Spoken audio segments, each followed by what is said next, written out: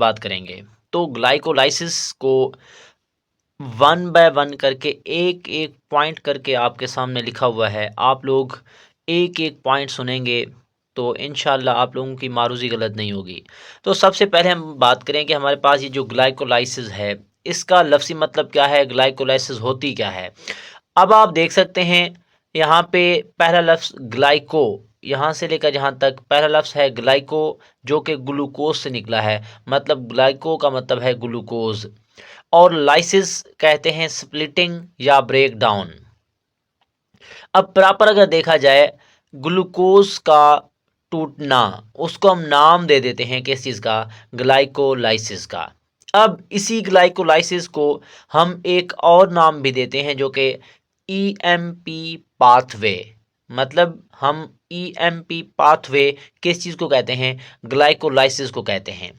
अब अगर proper definition की जाए, the break down of glucose is called glycolysis, के ग्लूकोज की जो ब्रेक डाउन है उसको हम क्या नाम दे देते हैं, ग्लाइकोलाइसिस का नाम देते हैं। अब अगर ये देखा जाए कि साइट क्या है, किस जगह पर ग्लाइकोलाइसिस का प्रोसेस होता है, तो सेल का जो साइटोप्लाज्म है उसके अंदर जो है ग्लाइकोलाइसिस का प्रोसेस होता है, ये मारूजी है। अब यहाँ से लेकर यहाँ तक 3 एमसीक्यूज आपके सामने हैं। पहला एमसीक्यूज ये है कि ग्लाइकोलाइसिस को हम क्या नाम दे देते हैं, एक और नाम क्या देते हैं, तो वो है ईएमपी पाथवे। उसके बाद ग्लाइकोलाइसिस में से दूसरी मारूजी के ग्लाइकोलाइसिस में हम क्या करते हैं, तो आप बताएंगे ग्लूकोज की ब्रेक डाउन करते हैं। अब तीसरी मारूजी जो है वो ये है कि ग्लाइकोलाइसिस का प्रोसेस कहाँ पे होता है, तो आप बताएंगे सेल के साइटोप्लाज्म में।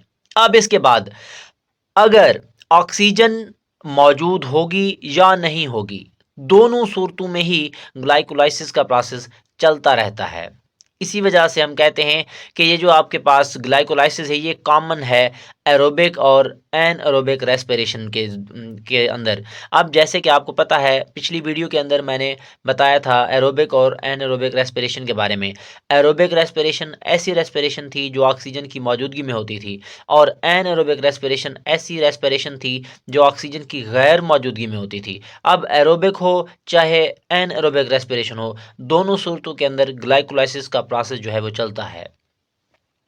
अब मज़ीद अगर बात की जाए कि ग्लाइकोलाइसिस के प्रोसेस को चलाने के लिए, इसको कंप्लीट करने के लिए कौन कौन सी चीज़ें हैं, रिक्वायरमेंट्स क्या हैं। पहली जो चीज़ है वो है एटीपी, इंजाइम्स, उसके बाद को इंजाइम जिसको हम कहते हैं एनएडी, और एनएडी किस चीज़ का मुखफ़फ़ है, निकोटिनामाइड डाई न्यूक्लियोटाइड।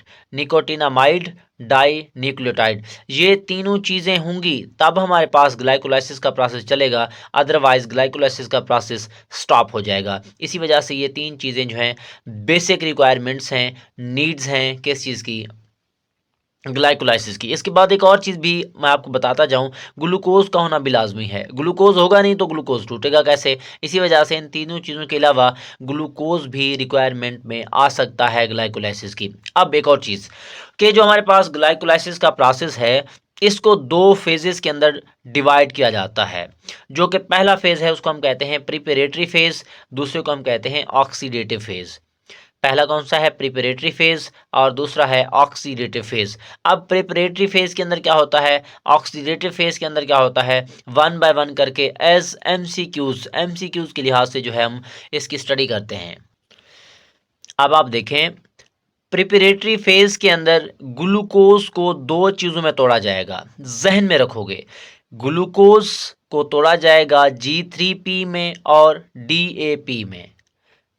मतलब ग्लूकोज जो है, ग्लूकोज की क्या की जाती है, यहाँ पे ब्रेक डाउन की जाती है।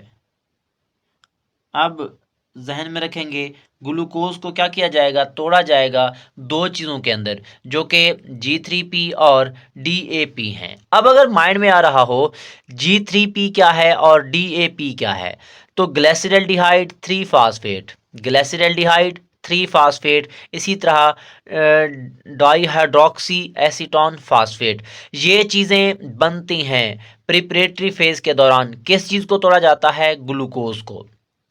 तो ये मारूजियाँ ज़हन में रखेंगे। अब इसके बाद अगर देखा जाए जो इस प्रिपरेटरी फेज़ के अंदर और जो एमसीक्यूज़ है वो ये है कि टोटल स्टेप्स कितने होते हैं। ज़हन में रखेंगे प्रिपरेटरी फेज़ के दौरान ग्लूकोज़ को इन 2 चीज़ों में 2 चीज़ों के अंदर तोड़ा जाता है और टोटल स्टेप्स जो हैं वो 5 होते हैं।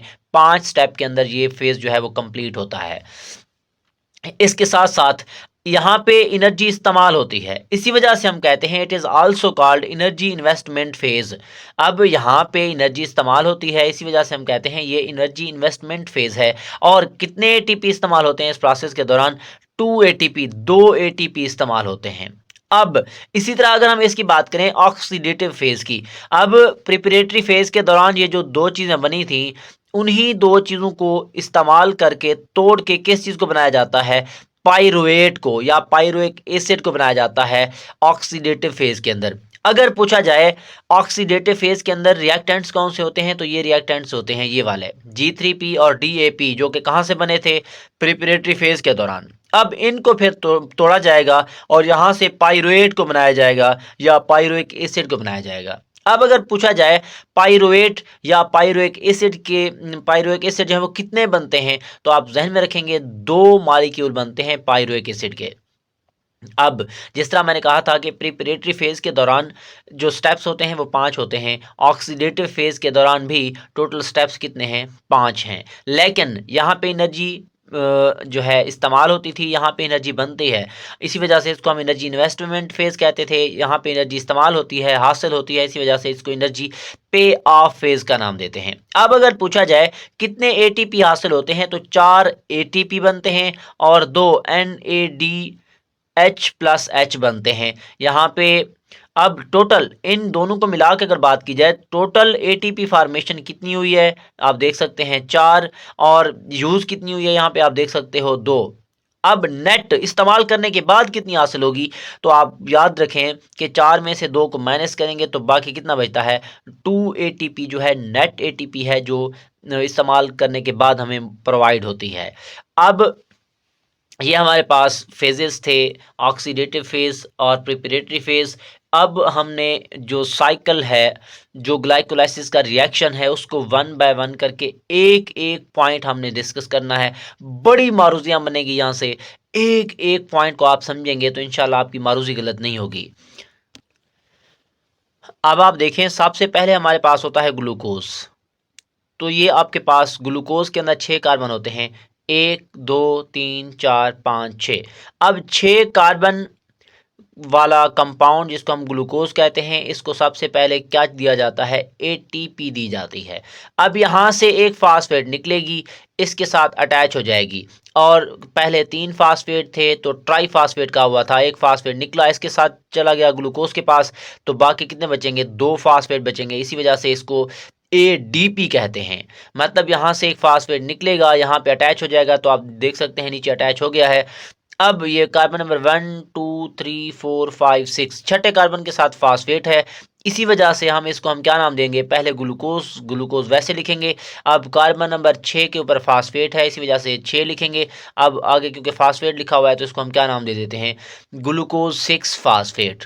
अब आप जहन में रखेंगे कि हमारे पास ग्लूकोज 6 फास्फेट कैसे बना। तो हमारे पास ग्लूकोज था, ग्लूकोज के अंदर हमने एटीपी दी, यहाँ से एक फास्फेट निकला, कार्बन नंबर 6 के साथ अटैच हो गया, इसी वजह से जो नया प्रोडक्ट बना उसको हम क्या कहते हैं? ग्लूकोज 6 फास्फेट कहते हैं। अब एक मारूजी जहन में रखेंगे कि इस रिएक्शन को चलाने के लिए, कंप्लीट करने के लिए जो एंजाइम इस्तेमाल हुआ है उसको हम कहते हैं हेक्सोकाइनेज एंजाइम। क्या नाम देते हैं? Hexokinase enzyme. जहाँ पे एनर्जी इस्तेमाल हो रही होगी या हासिल हो रही होगी, वहाँ पे काइनेज का लफ्ज़ लाजमी इस्तेमाल करेंगे, क्योंकि कार्बन के पास ग्लूकोज के पास 6 कार्बन थे, इसी वजह से इसको हम हेक्सोकाइनेज एंजाइम का नाम देते हैं, जो यहाँ पे इन्वॉल्व हो रहा है, इस्तेमाल हो रहा है। अब यहाँ पे आपको पता है ग्लूकोज 6 फास्फेट बन गया है। अब ग्लूकोज 6 फास्फेट जो है अपने बहरूपीय के अंदर चेंज हो जाता है, अपने बहरूपीय के अंदर चेंज हो जाता है, अपने भाई के अंदर चेंज हो जाता है। इसी वजह से यहाँ पे जो एंजाइम इस्तेमाल होता है उसको हम कहते हैं फास्फोहेक्सेज आइसोमेरेज या आइसोमेरेज भी कह सकते हैं। आइसोमेरेज आइसोमर से निकला है, और आइसोमरिज्म या आइसोमरिज्म का आपको पता है कि बहरूपीय के अंदर या जो है अपने हूबहू शक्ल के अंदर चेंज हो जाना, अपने ही बहरूपिये के अंदर चेंज हो जाना। तो यहाँ पे जिस एंजाइम ने जो है ग्लूकोज 6 फास्फेट को उसकी बहरूपिये फ्रक्टोज 6 फास्फेट की शक्ल में कन्वर्ट किया, उसका नाम है फास्फोहेक्सेज आइसोमेरेज। अब जिसकी वजह से ग्लूकोज कन्वर्ट हो गया किस चीज़ के अंदर, फ्रक्टोज के अंदर। अब ये जो हमारे पास फ्रक्टोज बना है, यहाँ पे फिर हम क्या करते हैं, एटीपी देते हैं। अब आपको पता है यहाँ पे 2 एटीपी इस्तेमाल हुए थे, एक एटीपी ये इस्तेमाल हो रहा है और दूसरा एटीपी यहाँ पे इस्तेमाल होगा। अब यहाँ से एक फास्फेट निकलेगी, यहाँ पे अटैच हो जाएगी। पहले कार्बन नंबर 6 के साथ फास्फेट थी, अब कार्बन नंबर 1 के साथ भी फास्फेट अटैच हो जाएगी। इसी वजह से जो नई चीज़ बनेगी उसको हम क्या नाम देंगे, पहले फ्रक्टोज 6 फास्फेट था, तो यहाँ पे पहले नंबर पर भी आप क्या आ जाएगी, फास्फेट आ जाएगी जो यहाँ से निकली है। इसी वजह से हम इसको क्या नाम देंगे, फ्रक्टोज 1,6 बिस फास्फेट। फ्रक्टोज 1,6 बिस फास्फेट। बिस क्यों कहा है, बिस बाई से निकला है, मतलब दो, फास्फेट फास्फेट, क्योंकि कार्बन नंबर 1 और कार्बन नंबर 6 के साथ 2 फास्फेट अटैच हैं, एक यहाँ पे एक यहाँ पे। इसी वजह से इसको हम नाम दे देते हैं फ्रक्टोज 1,6 बिस फास्फेट का। अब यहाँ पे जहन में रखेंगे कि इस यहाँ से यहाँ तक जो प्रोसेस हुआ है, इसको कंप्लीट करने के लिए जो एंजाइम इस्तेमाल होता है उसको हम कहते हैं फास्फोफ्रक्टोकाइनेज। फास्फोफ्रक्टोकाइनेज, काइनेज मैंने पहले कहा था, चाहे एनर्जी इस्तेमाल होगी या हासिल होगी वहाँ पे हम काइनेज ही इस्तेमाल करेंगे। अब इसी के साथ साथ अगर हम आगे की तरफ चलें तो यहाँ पे जो है जब ये फ्रक्टोज 1,6 बिस फास्फेट बन जाता है तो ये सेंटर से, दरमियान से ये टूट जाता है। 3 फास्फेट, 3 कार्बन और फास्फेट एक साइड पे, ये 3 फास्फेट और कार्बन एक साइड पे चले जाते हैं, जैसे कि आप देख सकते हैं। अब इसको हम क्या नाम दे देते हैं, ग्लाइसिल्डिहाइड 3 फास्फेट। इसको हम नाम दे देते हैं ग्लाइसिल्डिहाइड 3 फास्फेट, और इसको हम नाम दे देते हैं किस चीज़ का, डाईहाइड्रोक्सी एसीटोन फास्फेट का। जैसे कि मैंने आपको बताया था, यहाँ पे प्रिपरेटरी फेज के अंदर ग्लाइसिल्डिहाइड 3 फास्फेट और डाईहाइड्रोक्सी एसीटोन फास्फेट बनेंगे। तो आप देख सकते हैं यहाँ पे ग्लाइसिल्डिहाइड 3 फास्फेट और डाईहाइड्रोक्सी एसीटोन फास्फेट बन गए हैं, जिसकी वजह से यहाँ से लेकर यहाँ तक ये सारे का सारा जो फेज़ चला है, इसको हम फर्स्ट फेज़ का नाम दे देते हैं, और उसको क्या नाम दिया गया था, प्रिपरेटरी फेज़ का। मतलब यहाँ तक प्रिपरेटरी फेज़ जो है वो कंप्लीट हो जाता है। अब एक और चीज़ मारूजी जो जहन में रखने वाली है वो ये है कि ये रिएक्शन करवाने के लिए या इस प्रोसेस को यहाँ तक कंप्लीट करने के लिए जो एंजाइम इस्तेमाल हुआ है उसको हम कहते हैं एल्डोलेज। कौन सा एंजाइम है, एल्डोलेज एंजाइम। अब एक और चीज़ कि ग्लाइसिल्डिहाइड 3 फास्फेट ये आपके पास है, ये ग्लाइसिल्डिहाइड 3 फास्फेट है। अब यहाँ पे एक और एंजाइम इस्तेमाल होता है जो इसको डाईहाइड्रोक्सी एसीटोन फास्फेट को ग्लाइसिल्डिहाइड 3 फास्फेट के अंदर कन्वर्ट करेगा, उसके इसको अपने आइसोमर के अंदर कन्वर्ट करेगा, उसको हम कहते हैं ट्रायोज फास्फेट आइसोमेरेज। ट्रायोज क्यों कहा हुआ है, क्योंकि 3 कार्बन है, इसी वजह से ट्रायोज फास्फेट आइसोमरेज एंजाइम क्या करता है, डाईहाइड्रोक्सी एसीटोन फास्फेट को कन्वर्ट कर देता है किस चीज़ के अंदर, ग्लाइसिल्डिहाइड 3 फास्फेट के अंदर। अब जगह ना होने की वजह से यहाँ पे मैंने नाम पूरा नहीं लिखा हुआ, अब आप जहन में रखेंगे। ये G3P का क्या मतलब है, ग्लाइसिल्डिहाइड 3 फास्फेट, ये सेम का सेम टू सेम हमने वैसे लिख दिया है। यहाँ पे इसको हमने इसके बहरूपिये के अंदर कन्वर्ट किया है, जिसको हम क्या नाम देते हैं, G3P या ग्लाइसिल्डिहाइड 3 फास्फेट। अब इस साइड पे भी G3P है, इस साइड पे भी G3P है, इस साइड पे भी ग्लाइसिल्डिहाइड 3 फास्फेट है, इस साइड पे भी ग्लाइसिल्डिहाइड 3 फास्फेट है। और इस रिएक्शन को यहाँ से लेकर यहाँ तक कंप्लीट करने के लिए जो एंजाइम इस्तेमाल हुआ है उसको हम नाम दे देते हैं ट्रायोज फास्फेट आइसोमेरेज। अब इसके बाद जो है आगे क्या होता है, आगे आप देखें, अब आप यहाँ पे देखें, यहाँ तक आए हुए थे। अब यहाँ पे क्या होगा, एक फास्फेट इसके अंदर जाएगी, NAD, हमने पहले कहा था कि पीछे हम जो है एक कोएंजाइम इस्तेमाल करते हैं, तो यहाँ पे NAD इस्तेमाल करेंगे।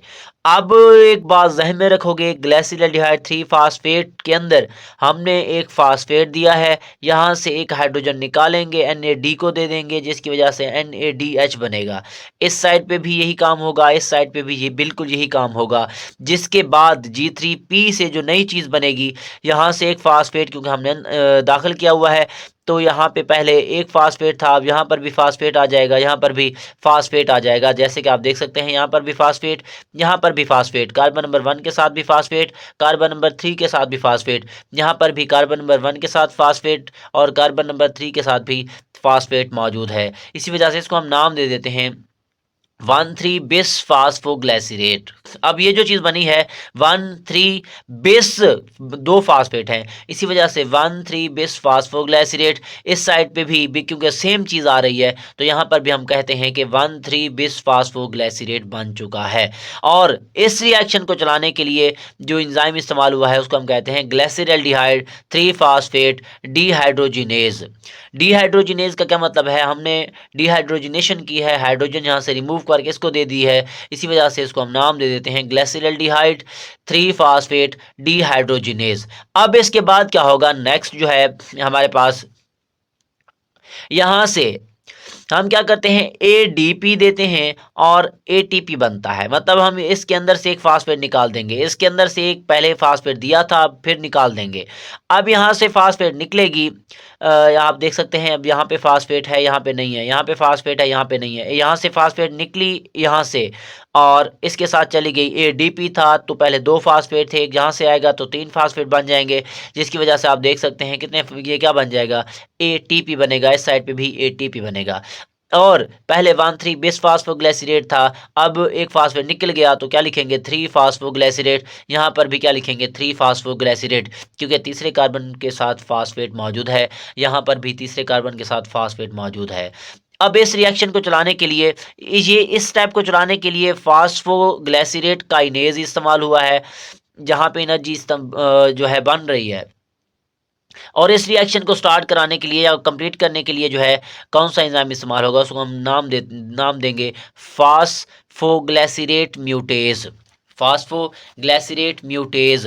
अब यहाँ पे जब ये 3 फास्फोग्लिसरेट और 3 फास्फोग्लिसरेट बन जाते हैं तो यहाँ से हम पानी के मालिक्यूल को रिमूव कर देते हैं, यहाँ से भी पानी के मालिक्यूल को रिमूव कर देते हैं, और यहाँ पे जो पानी के मालिक्यूल को रिमूव करने के लिए एंजाइम इस्तेमाल होगा उसको हम नाम देते हैं एनियोलेज। अब फिर जो नई चीज़ बनेगी उसको हम नाम देते हैं 2 फास्फोग्लिसरेट। दोबारा सुनेंगे, इसको हम नाम देते हैं 2 फास्फोग्लिसरेट, इसको भी हम नाम देते हैं किस चीज़ का, 2 फास्फोग्लिसरेट का।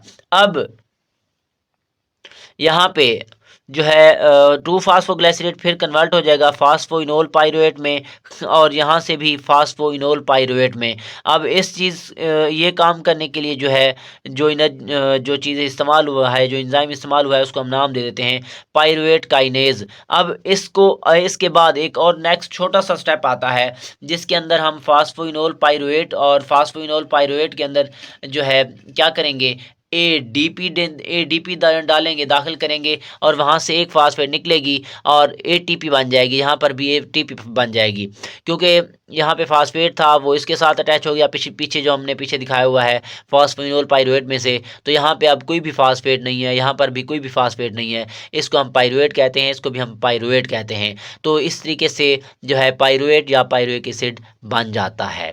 ये हमारे पास रिएक्शन था, ये हमारे पास जो है ग्लाइकोलाइसिस का प्रोसेस था जो कि 10 स्टेप्स पर मुश्तमिल है, 2 फेजेस पर मुश्तमिल है, और इसके दौरान जो है एनर्जी इस्तेमाल होती है। पहले फ़ेज़ में उसको हम पे ऑफ फ़ेज़ कहते हैं, और दूसरे फ़ेज़ के अंदर एनर्जी हासिल होती है उसको हम पहले फ़ेज़ के दौरान एनर्जी इस्तेमाल होती है उसको हम जो है एनर्जी इन्वेस्टमेंट फ़ेज़ कहते हैं, और दूसरे के अंदर एनर्जी हासिल होती है उसको हम एनर्जी पे ऑफ फ़ेज़ कहते हैं।